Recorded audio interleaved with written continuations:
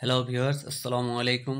আজ আপনাদের সামনে নতুন একটি ভিডিও নিয়ে আসলাম। ভিডিওর আজকের সাবজেক্ট হলো নকশা। নকশা আমরা সাধারণত 4 প্রকার পেয়ে থাকি।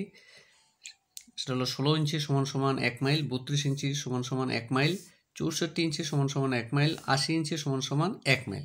এখন আসলে আমরা প্রথমে যদি কোনো 16 ইঞ্চি সমান সমান 1 মাইল নকশা পাই, তাহলে ওই নকশা যদি আমরা একটা রেখা, ধরুন একটি রেখা গুণিয়ে স্কেল দ্বারা মাপে ধরুন 100 ফিট পেলাম, তাহলে আমরা সেটা সরজমিনে আমরা 100 ফিট ধরা হবে। আবার পুনরায় 32 ইঞ্চি সমান সমান একটি নকশার যদি আমরা 100 ফিট পাই, তাহলে সেটা আমরা সরজমিনে আসবে অর্ধেক, অর্থাৎ 2 ভাগের 1 ভাগ, 50 ফিট।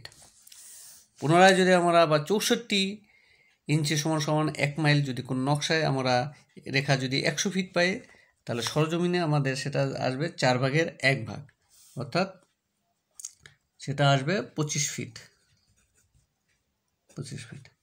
80 ইঞ্চি সমান সমান 1 মাইল যদি কোনো নকশায় আমরা যদি 100 ফিট একটি রেখা পাই, তাহলে সরজমিনে সেটা হবে 20 ফিট।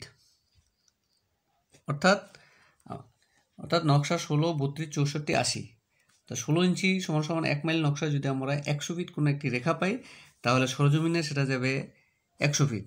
আর 32 ইঞ্চি সমান সমান 1 মাইল যদি কোনো নকশা যদি আমরা কোনো রেখা পাই, সেটা যাবে 2 ভাগের 1 ভাগ। 64 ইঞ্চি হলে 4 ভাগের 1 ভাগ। 80 ইঞ্চি সমান সমান 1 মাইল হলে সেটা 5 ভাগ। আজ এ পর্যন্তই। ধন্যবাদ। দেখা হবে পরবর্তী কোনো এক ভিডিওতে। আপনাদের কোনো মন্তব্য থাকলে কমেন্টস বক্সে জানিয়ে দেবেন। আজ এ পর্যন্তই।